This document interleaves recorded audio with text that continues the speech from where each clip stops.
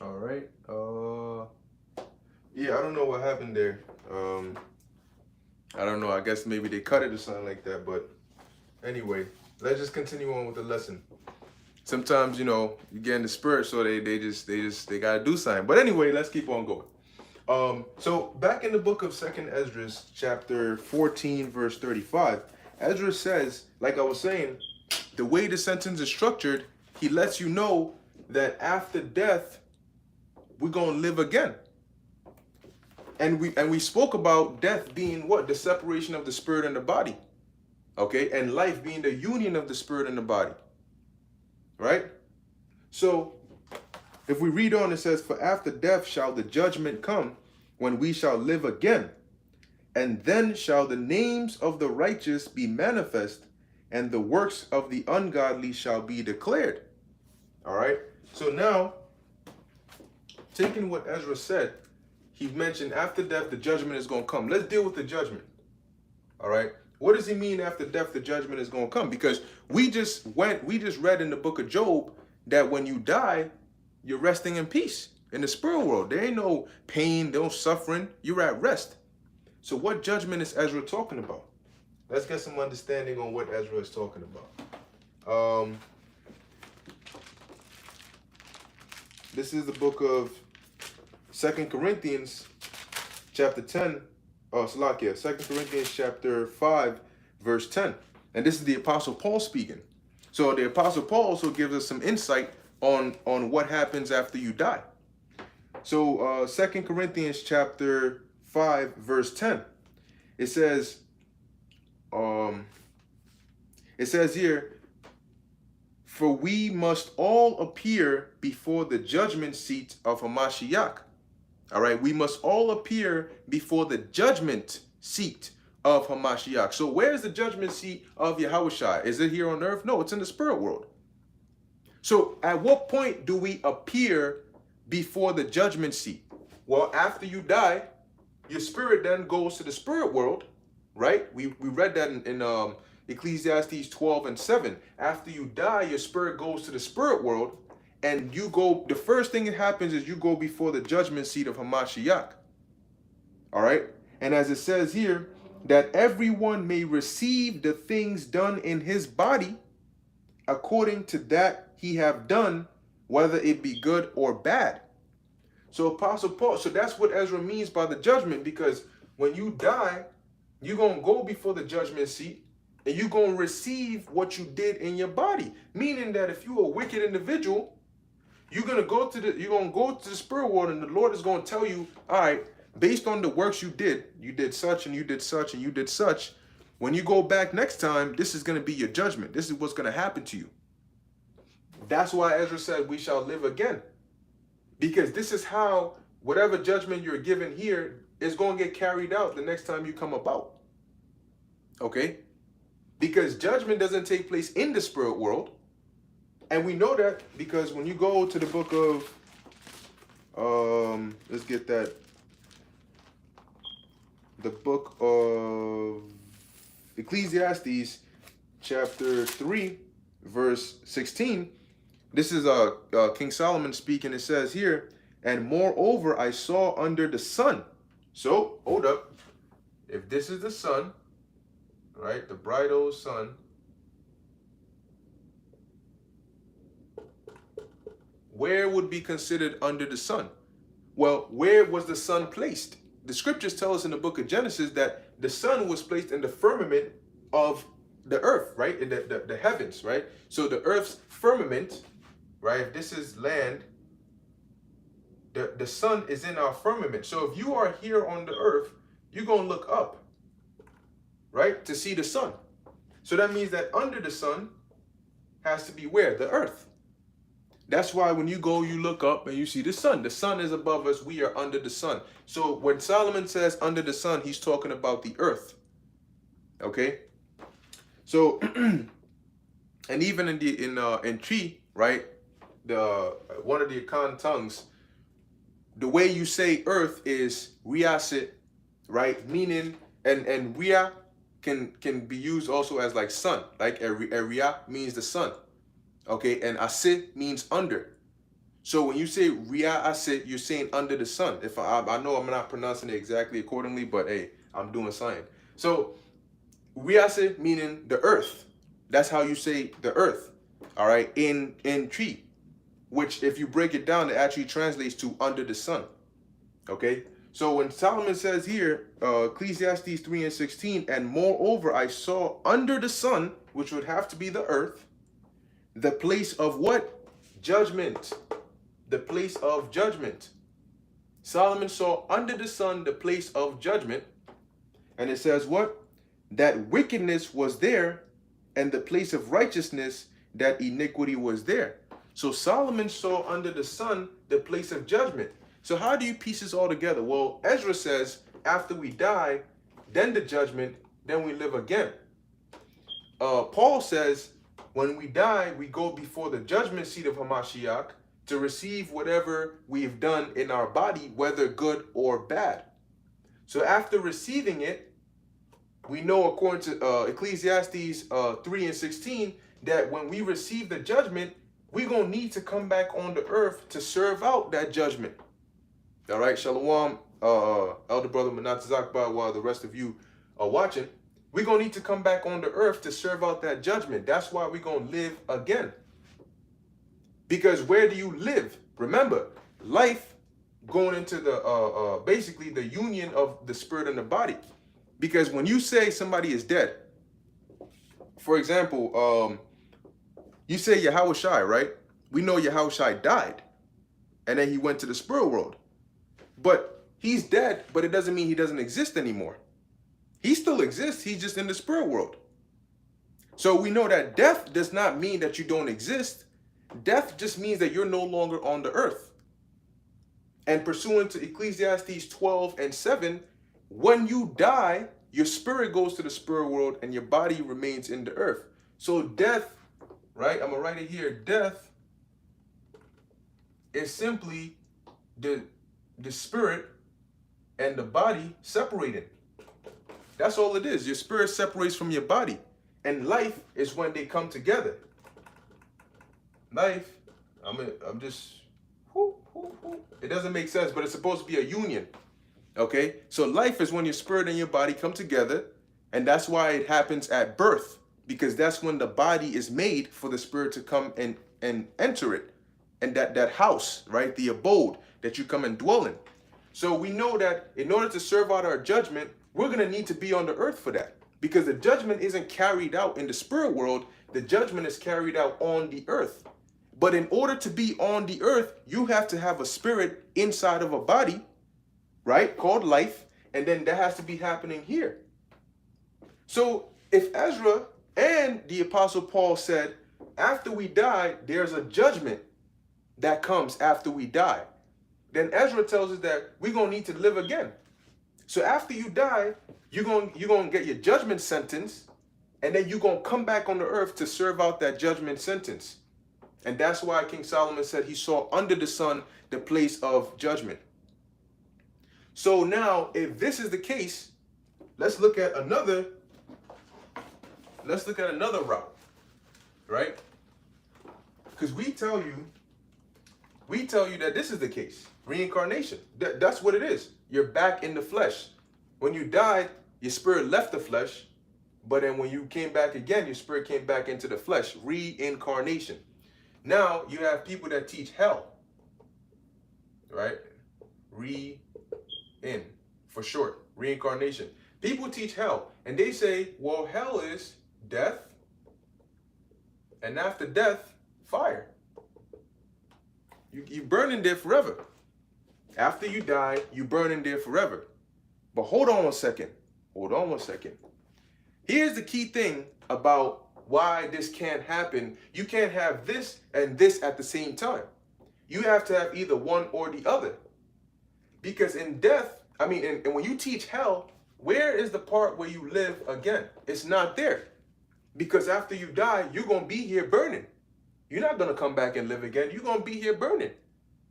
So that means that this part, when you teach that hell is real, You teach that reincarnation is not real because after you die, you don't come back and live again. But we teach that after you die, according to the scriptures that we just read. So what was what was Ezra talking about when he says after death we're gonna live again? And how are we gonna serve out our judgment if we're not on the earth? All right. If you teaching that hell is a place where you actually, a fiery, mystical place you go and burn for all eternity, then how are you gonna serve that judgment here on the earth? Now I got one more precept concerning that, and I saved the best for last. Okay, I saved the best for last because this is really where you get them. You got to ask them this question. But actually, I saw something in here. This is Stay in the Spirit 144, Matthew 22 and 31. But as touching the resurrection of the dead, have ye not read that that which was spoken unto you by God, saying, I am the God of Abraham and the God of Isaac and the God of Jacob. God is not the God of the dead, but of the living. All right, beautiful precept. So now another one was Ecclesiastes chapter 5, verse 18.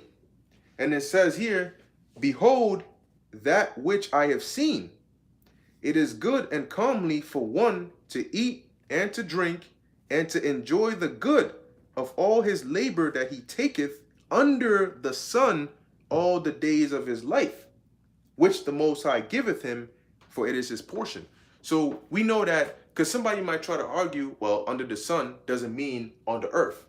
So if Solomon here is saying that this place under the sun, what you can do over there is you can eat and drink and enjoy the good of all your labor, right, all the days of your life. So now, if we understand life to be the spirit and the body on the earth, then how are you going to be having life, eating and drinking and doing all of this if you're not on the earth? Under the sun is talking about the earth. Now, lastly, I mentioned this one more precept, and let's go to that in the book of John, which this is one that we use fairly often, but I still want to bring it out anyway. This is the book of John, chapter 9, and we're going to start at the first verse. It's really just the first few verses. So the book of John, chapter 9, verse 1. It says, and as Yahushua passed by, he saw a man which was blind from his birth. So let's get into that. All right. So by the way, hell is not a place where you burn forever. Hell just means the grave. Okay. When you die, your body goes to the grave. That's hell. And hell can also mean a condition on the earth. Just like heaven can mean a condition on the earth. Now, so John chapter 9, verse 1, it says, and as Yahushua passed by, he saw a man which was blind from his birth. So that means that this man, right? Once again, we got our baby right here. You know, got his feet right there. Okay, this is our baby right here. And he can't see, right? So I'll just, boom. This is the man. He can't see. He was born blind. And now he's like of a full age now. Grown man, got a little beard. Still can't see. Right? Cool.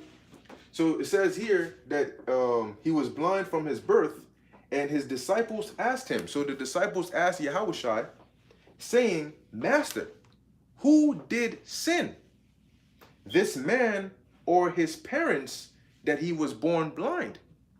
So let's dissect that a bit. They asked Yahushua, this man, right, he was blind from his birth. So who sinned? Was it him, or was it his parents that basically caused him to be blind?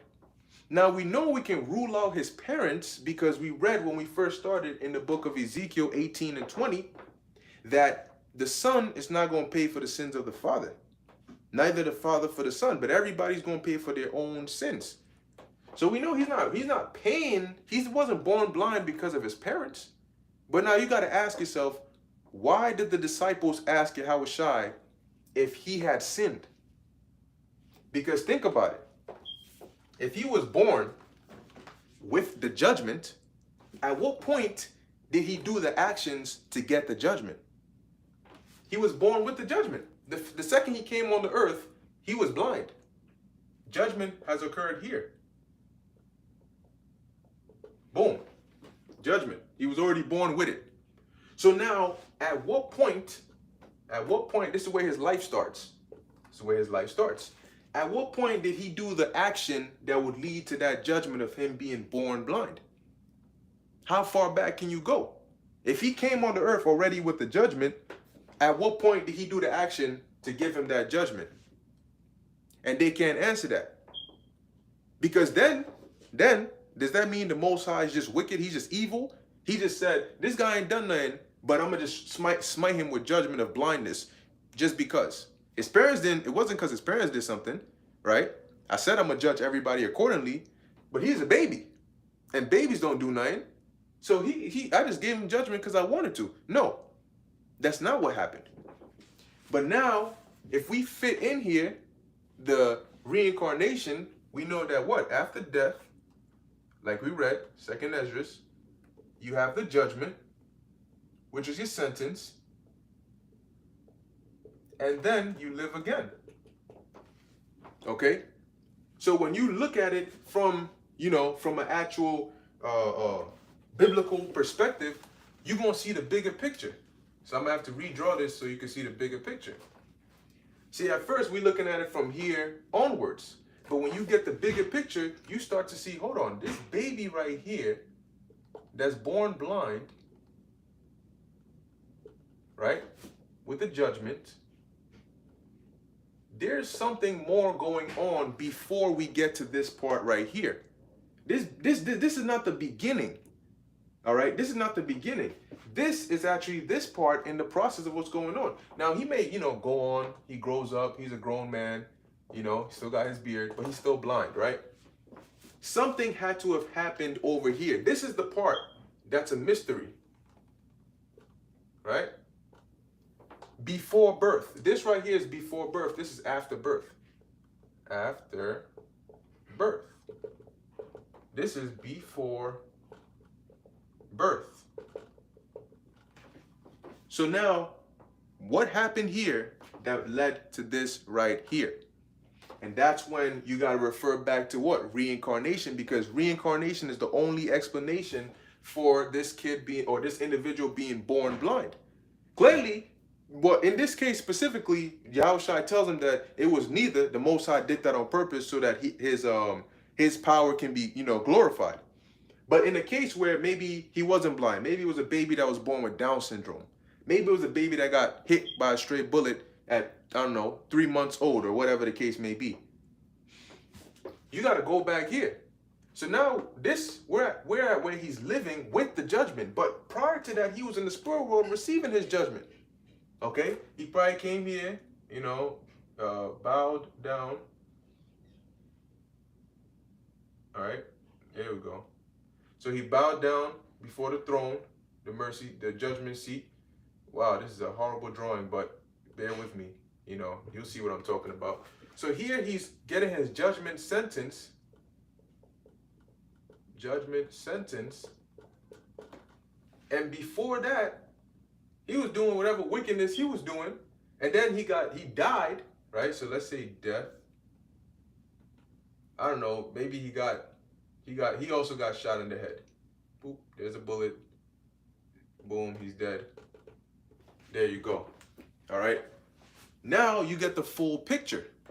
Now you can see that maybe I'd put one more arrow. He was doing wickedness, right? He hit somebody in the head with a bat. He killed somebody.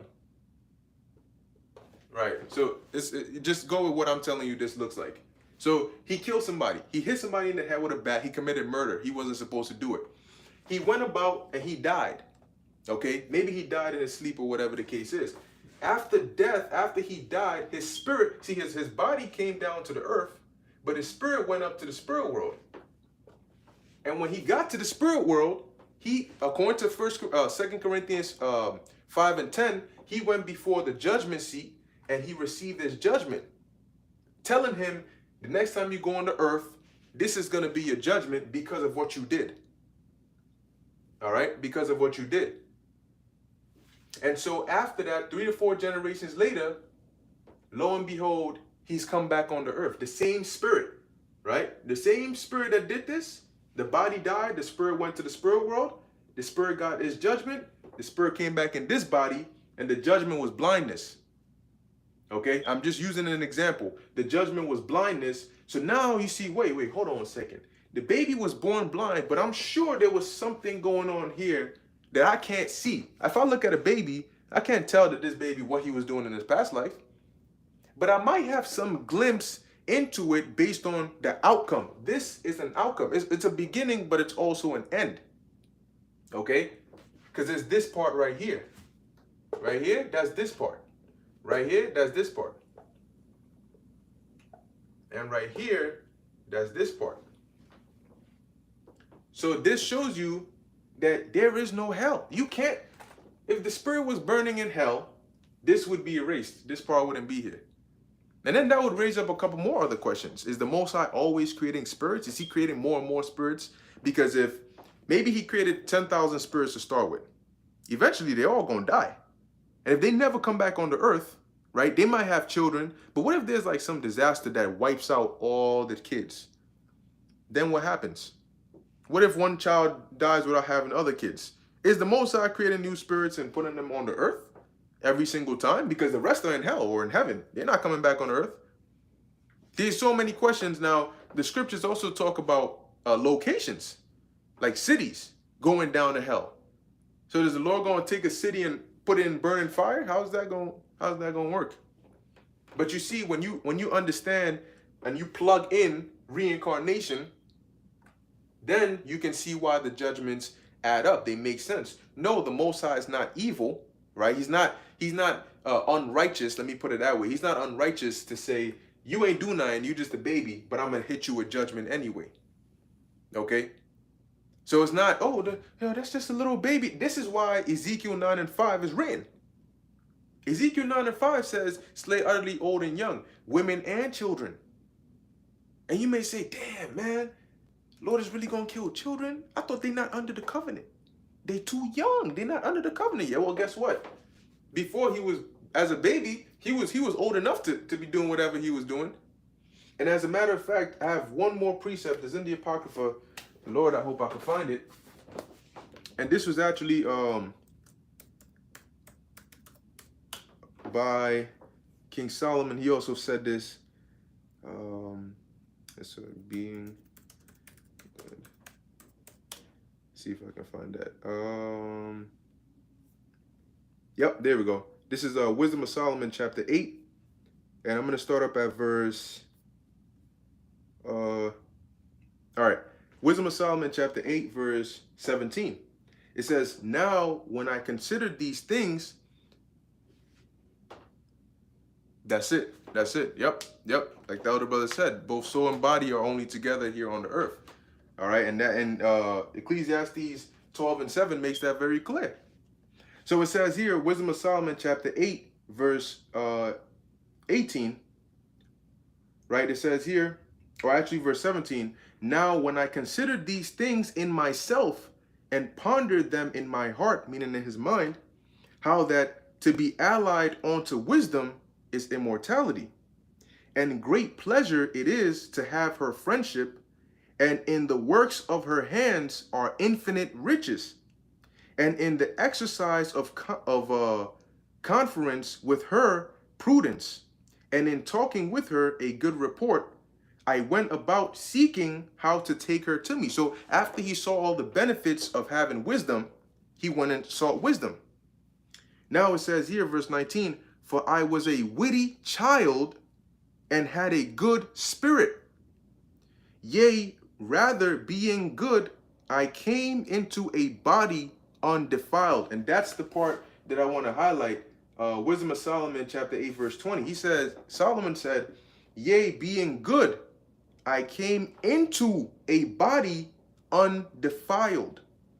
Okay, I came into a body undefiled. So what is Solomon talking about? Well, you got to understand, the Most High could have said, I'm a have him born crippled. The Most High can say, I'm going to bring you in a defiled body where you're going to suffer. Your spirit is going to come into this body and now you cripple. Maybe your lower extremities don't work. In this lifetime, you'll never know the pleasures of pleasures. You never know the ability to run, the ability to walk. You'll always be disabled. You'll always need a wheelchair. If somebody's not there to help you out, you won't be able to do things on your own. That's hell. Okay? That's hell, but that is also a form of judgment. The Lord can also do that as a form of judgment, and you're born crippled, and your whole life you have to go through those extra hardships, whether you made fun of, or your parents might look at you a certain kind of way, or you're not on the same level as your siblings because this is what happened to you. But see, Solomon said, therefore being good, I came into a body undefiled. Because we're speaking about judgment in the sense of wicked things that are done, but you also have judgment in the sense of righteous things. Somebody may live a decent life. He may not really do wickedness. He may just do what he got to do. Well, when he comes back on the earth, the Lord ain't going to say, I'm going to, smite you with blindness or, make you crippled. Right? So the Lord can have you come into a good body. The Lord can prepare a body for you to where if you were good in your past life, he could prepare a body to where you come in and your brain is just like that. You're physically strong and active. The Lord just blesses the fruit of your hands. You can see clearly. You don't need to wear glasses. Your legs work fine. Your hands work fine. Everything. You don't have disabilities. You're good. The Lord can do that for you too. All right. But we highlight more so the main, things the Lord has happened. Now, one more thing I will say is judgment is not only in the form of physical disability, like being born blind or being crippled. The Lord might say, I'll have you come in a regular body, but I'm going to have you go through certain things in your life the next time you come around that is going to basically have you pay for whatever you did in your past life.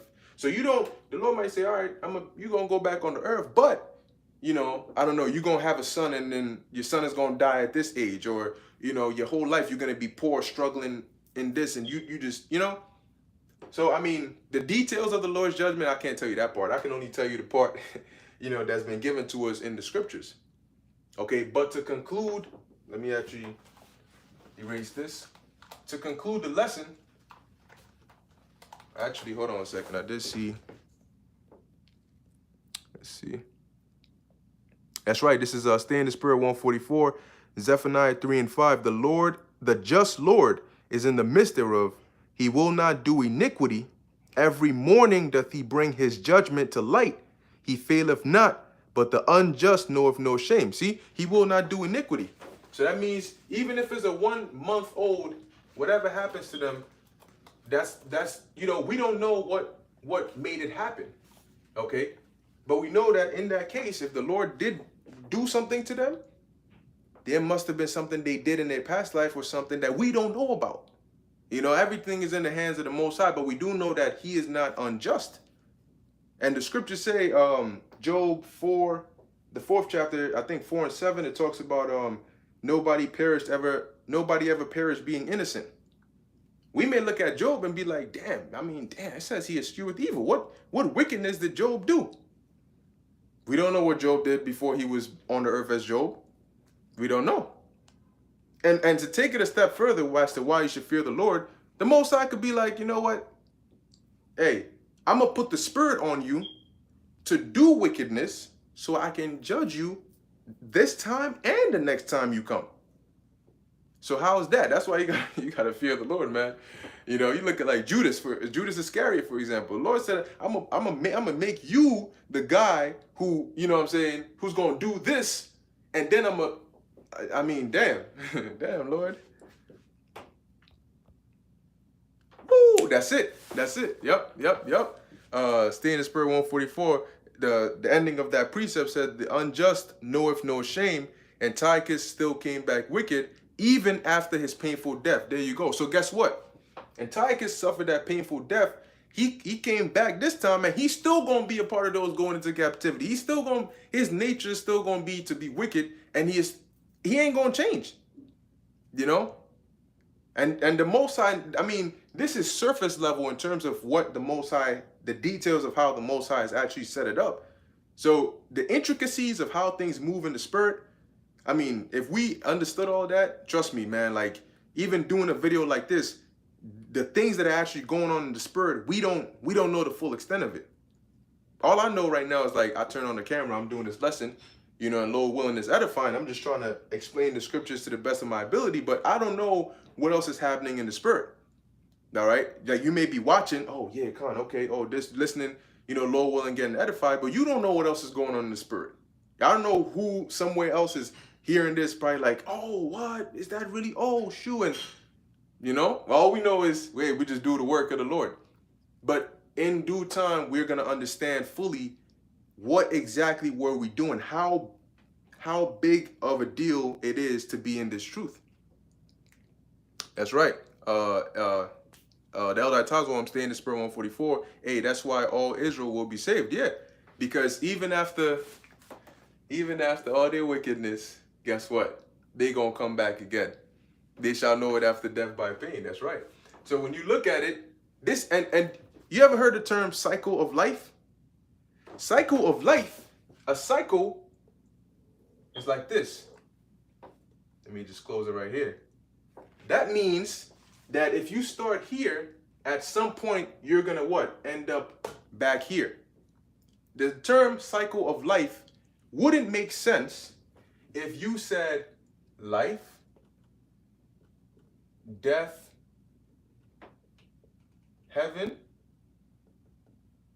oh Lord, pardon my handwriting, or hell. This is not a cycle, because life comes to death, death comes to heaven or hell, that's it. This is not a cycle. But this is a cycle. All right, you have here life, then maybe you have here death. I'll write it like this. Then, you know, you got here judgment, right, from the spirit world. I put SW, spirit world. Then you got here birth.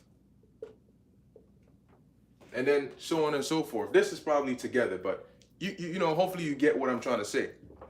Okay? Yep, this is the elder brother Manat Zakba, Job 19:29.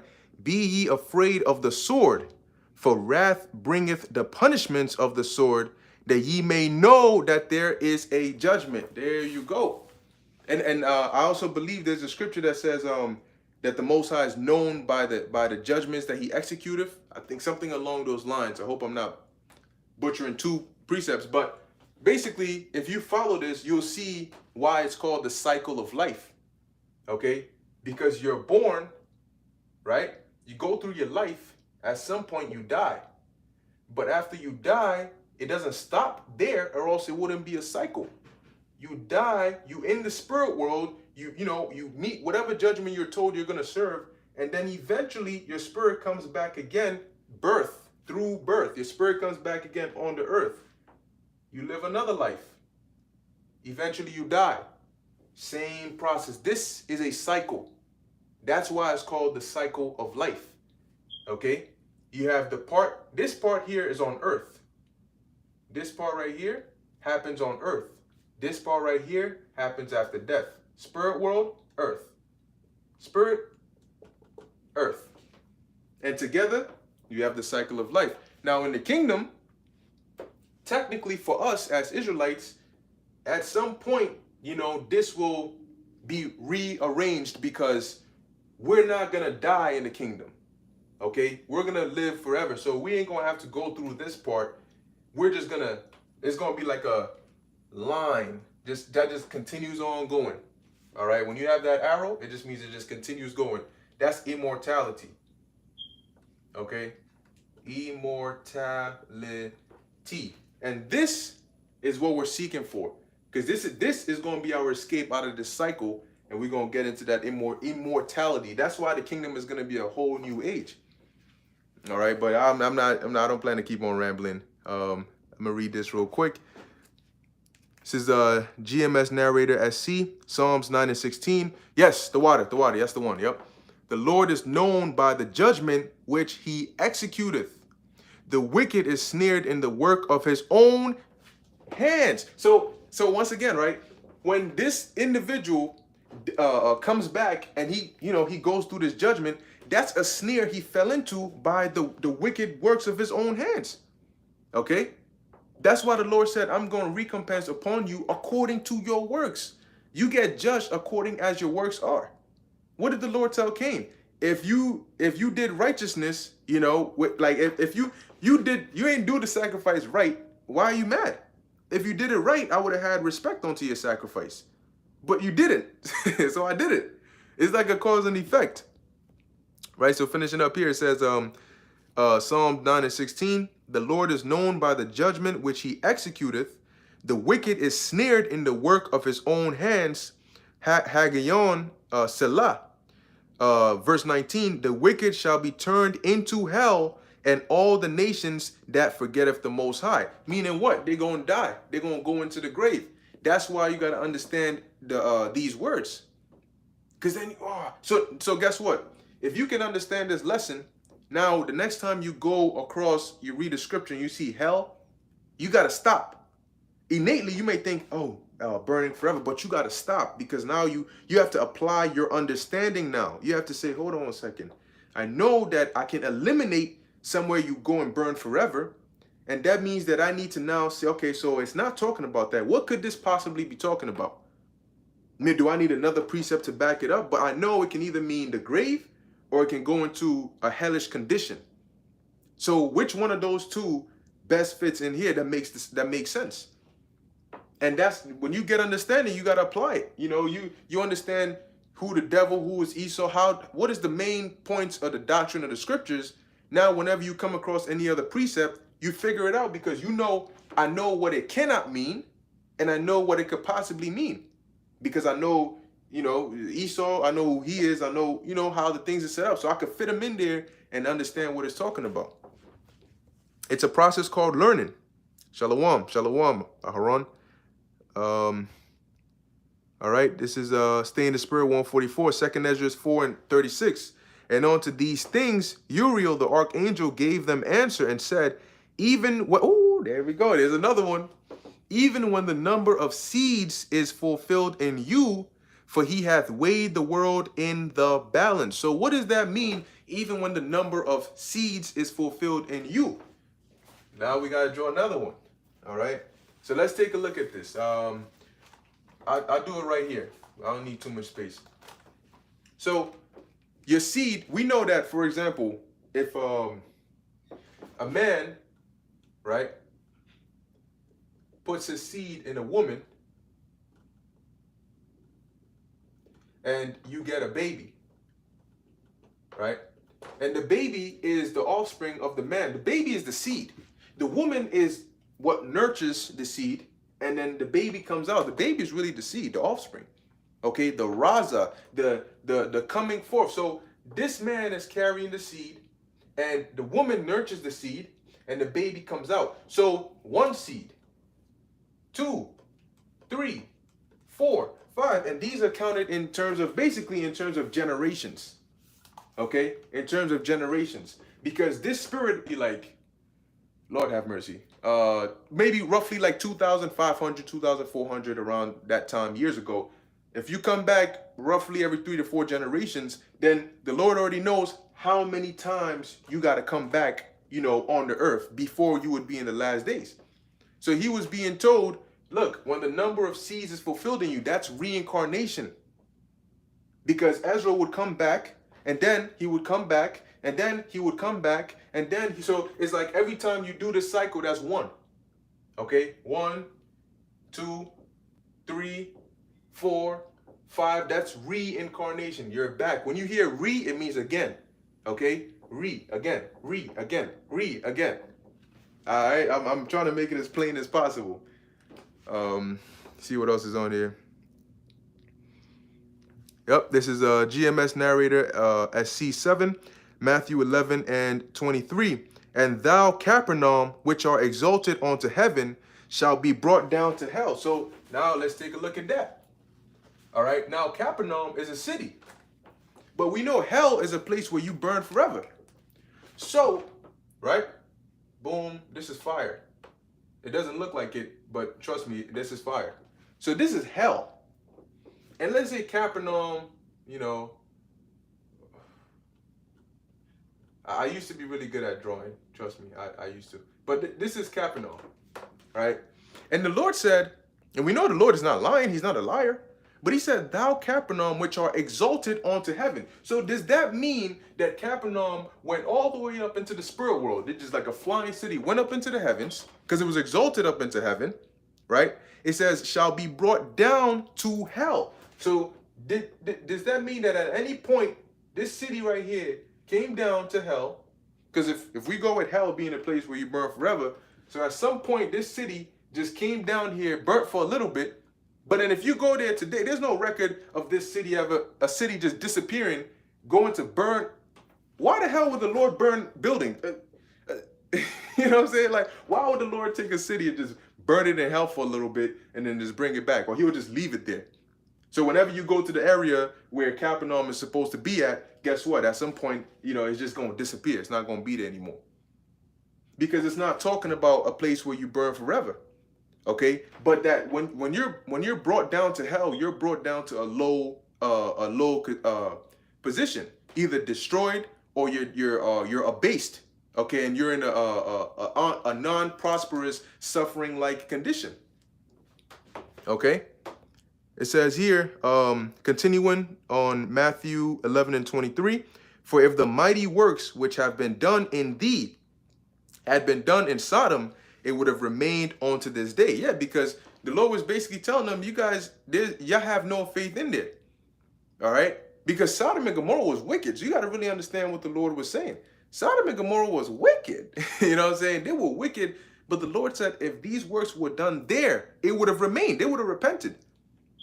And this being done here, you niggas, there's a scripture that says that there was a certain city that the Lord didn't perform many miracles there because they didn't have faith.